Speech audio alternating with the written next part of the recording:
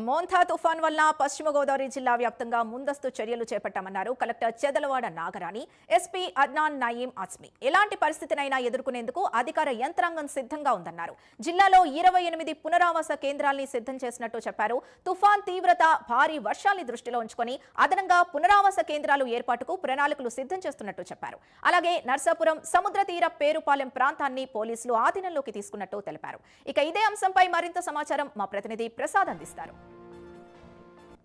తుఫాను ప్రభావం వల్ల ఇటు పశ్చిమ గోదావరి జిల్లా వ్యాప్తంగా సోమవారం ఉదయం నుంచి కూడా భారీ వర్షాలతో కురుస్తున్న నేపథ్యంలో ఇటు జిల్లా యంత్రాంగం అయితే ఇప్పటికే అప్రమత్తమైన పరిస్థితి ఉంది. ఇప్పుడు మనతో పాటు కలెక్టర్ గారు చదలవాడ నాగర్ ఉన్నారు, అని మాట్లాడించే ప్రయత్నం చేద్దాం. నమస్తే మేడం. ఇప్పుడు ఈరోజు ముంతాన్ తుఫాను వల్ల ఇప్పటికే వర్షాలు పడుతున్న నేపథ్యంలో ఇప్పటికే జిల్లా యంత్రాంగం అంతా అప్రమత్తమైన చేసి ఉన్నారు. ఇదే నేపథ్యంలో ఇప్పుడు ఏమేమి చర్యలు తీసుకుంటున్నారు మీరు? నమస్కారం అండి. ఇప్పుడు ఈ మంతా తుఫాన్ ప్రభావంతో జిల్లా యంత్రాంగం అంతా కూడా అప్రమత్తంగా ఉన్నారు. డిస్ట్రిక్ట్ ఆఫీస్లో, తర్వాత మండల ఆఫీసెస్లో అన్ని చోట్ల కూడా కంట్రోల్ రూమ్స్ ఏర్పాటు చేస్తున్నాము.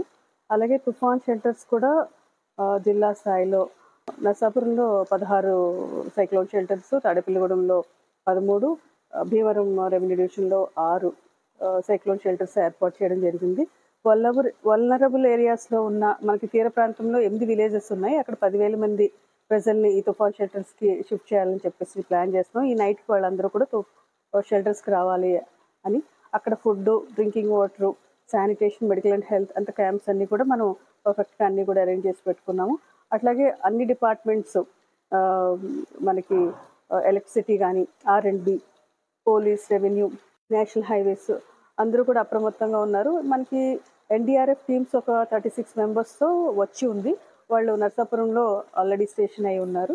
ఎటువంటి విపత్కర పరిస్థితులన్నా కూడా ఎదుర్కోవడానికి జిల్లా యంత్రాంగం అంతా కూడా సన్నిద్ధంగా ఉన్నారు. మేడం, ఇప్పటికే సముద్రం అల్లకల్లోలంగా ఉన్న నేపథ్యంలో ఇప్పటికే యంత్రాంగం అంతా ఇప్పుడు సిద్ధం చేసి ఉన్నారు. ఇదే నేపథ్యంలో అక్కడ తీర ప్రాంతాల వారికి మీరు ఏమైనా సహాయ చర్యలు చేసి దానికి సిద్ధంగా ఉన్నారు?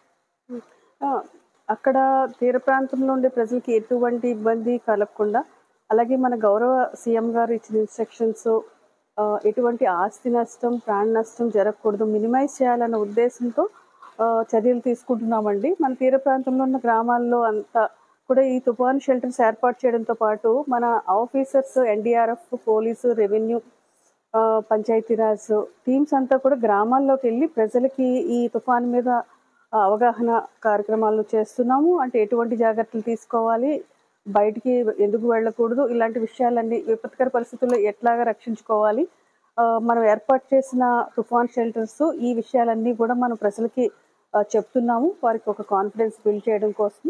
అలాగే ఎవరన్నా కూడా ఇబ్బందుల్లో ఉన్నప్పుడు, అంటే మేము అందరినీ రీచ్ అవ్వడానికి ట్రై చేస్తున్నాం. ఎవరన్నా ఉన్నా కూడా మనకు ఫోన్స్ చేసినా కానీ వారికి వెంటనే రెస్పాండ్ అయ్యి వాళ్ళని సురక్షిత ప్లేసెస్కి షిఫ్ట్ చేయడానికి అన్ని కూడా చర్యలు తీసుకోవడం జరుగుతుంది. తో పాటు జిల్లా ఎస్పీ గారు ఉన్నారు, ఆయన కూడా మాట్లాడించే ప్రయత్నం చేద్దాం. సార్ నమస్తే, చెప్పండి.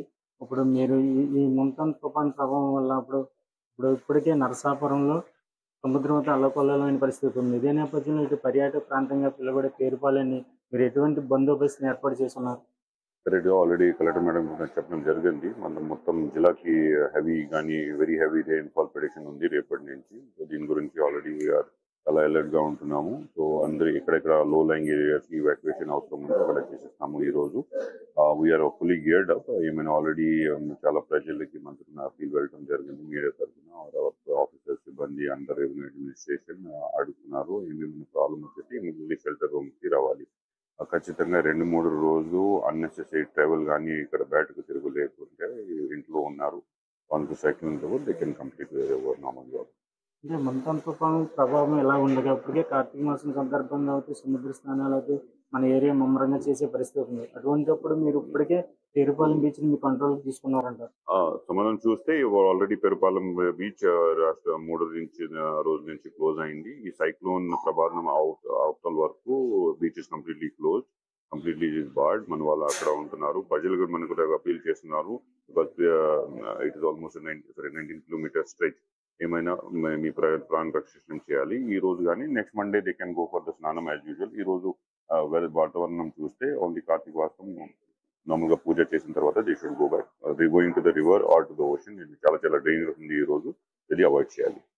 ఇది ఇక్కడ ఉన్న పరిస్థితి. ఏదైతే ఇటు ముంతా తుఫాను ప్రభావం వల్ల ఇప్పుడే పశ్చిమ గోదావరి జిల్లా వ్యాప్తంగా ఇటు 7 నియోజకవర్గాల్లో కూడా ఈ రోజు ఉదయం నుంచి కూడా ఒక మోస్తరు నుంచి అతి భారీ వర్షాలు కురుస్తున్న పరిస్థితి ఉంది. అదేవిధంగా ఇటు నరసాపురం తీర ప్రాంతం, పేరుపాలెం కూడా సముద్రం అయితే అల్లకల్లోలంగా కనిపిస్తున్న పరిస్థితి అయితే ఉంది. ఏదేమైనప్పటికీ కూడా ఇటు జిల్లా వ్యాప్తంగా అయితే యంత్రాంగం ఇటు అధికార యంత్రాంగం అయితే ఇప్పటికే ముందస్తు చర్యగా అన్ని ఏర్పాట్లు అయితే సర్వం సిద్ధం చేశామని ఇటు పశ్చిమ గోదావరి జిల్లా కలెక్టర్ చదలవాడ నాగరాణి గారు చెప్తున్న పరిస్థితి. అదేవిధంగా ఇటు ఇప్పటికే పేరుపాలెం బీచ్ని తమ కంట్రోల్లో తీసుకున్నామని జిల్లా ఎస్పీ అద్నాన్ నయీం అస్మి అయితే చెప్తున్న పరిస్థితి ఉంది. ఇది ఇక్కడ ఉన్న పరిస్థితి. కెమెరా